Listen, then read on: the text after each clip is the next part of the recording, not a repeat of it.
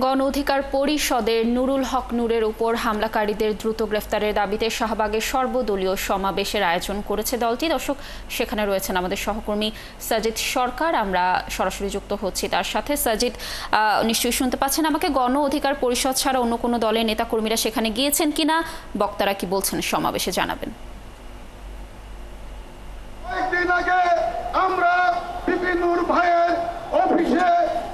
Laboni, BNP, Jamaat সহ 12 দলীয় জোট, এনসিপি সহ বিভিন্ন পর্যায়ের রাজনৈতিক নেতাকর্মীরা কিন্তু এই 3 দফা যে সংহতি সমাবেশের আয়োজন করা হয়েছে গণ অধিকার পরিষদের, সেই সংহতি সমাবেশে কিন্তু বিকেল 3টায় শুরু হয়েছে। সেই 3টার পর থেকে কিন্তু আমরা দেখছি যে বিভিন্ন পর্যায়ের নেতাকর্মী তারা এসে উপস্থিত হয়েছেন এবং শুধুমাত্র এই বিএনপি বা জামাত বা অন্যান্য দলই নয়, এই একই সাথে সারা দেশ থেকে আমরা দেখছি গণ অধিকার পরিষদের জেলা পর্যায়ের এবং উপজেলা পর্যায়ের নেতাকর্মীরাও কিন্তু এসে উপস্থিত হয়েছেন এবং শাহবাগে জাদুঘরের সামনে মিছিল নিয়ে একে একে বিভিন্ন সংগঠনের নেতাকর্মীরা এবং গণ অধিকার পরিষদের নেতাকর্মীরা তারা এসে উপস্থিত হচ্ছেন এবং যারা ইতিমধ্যে বক্তব্য দিয়েছেন তাদের একমাত্র দাবি, প্রধান যে 3টি দাবি, সেই 3টি দাবির মধ্যে প্রধান দাবি সেটি হচ্ছে গত 29 আগস্ট একেবারে জাতীয় পার্টির অফিসের কার্যালয়ের সামনে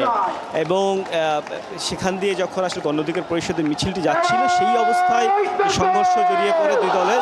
এর পরবর্তীতে আবারও কিন্তু সংঘর্ষ হয়। সেই সংঘর্ষে তারা দাবি করেছেন সেনাবাহিনী এবং পুলিশের পক্ষ থেকে নুরুল হক নূর সহ দলের নেতাকর্মীদের উপর যে ন্যাক্কারজনক হামলা হয়েছে, সেই হামলায় নুরুল হক নূর গুরুতর আহত হয়েছেন এবং তার মাথায় আঘাত লেগেছে, একই সাথে তার নাকের হাড় ভেঙেছে। এরপরেও আসলে উন্নত চিকিৎসার জন্য দেশের বাইরে নেওয়া হয়নি এবং যারা এই ঘটনায় জড়িত তাদের কিন্তু এখন পর্যন্ত চিহ্নিত করা হয়নি এবং বিচারের আওতায় আনা হয়নি। সেই সাথে তারা জাতীয় পার্টির দাবি করছেন এবং এই ঘটনায় যেহেতু এখন পর্যন্ত আইনি ব্যবস্থা নেওয়া হয়নি, সে কারণে স্বরাষ্ট্র উপদেষ্টা তারা পদত্যাগ দাবি করছেন। এই দাবিগুলো নিয়ে তাদের এই সংহতি সমাবেশের আয়োজন। সেই সংহতি সমাবেশে আমরা দেখছি যে কিছুক্ষণ আগে জামাত ইসলামের সিনিয়র নেতৃবৃন্দ তারা এসে উপস্থিত হয়েছেন, এর আগে বিএনপি নেতাকর্মীরা তারাও এসে উপস্থিত হয়েছেন, বিভিন্ন পর্যায়ের নেতাকর্মীরা, কেন্দ্রীয় নেতাকর্মীরা থাকলেও অনেক নেতাকর্মীরা কিন্তু এখন পর্যন্ত এসে উপস্থিত হয়েছেন এবং কিছুক্ষণের মধ্যে তারা বক্তব্য রাখবেন। লাবণী।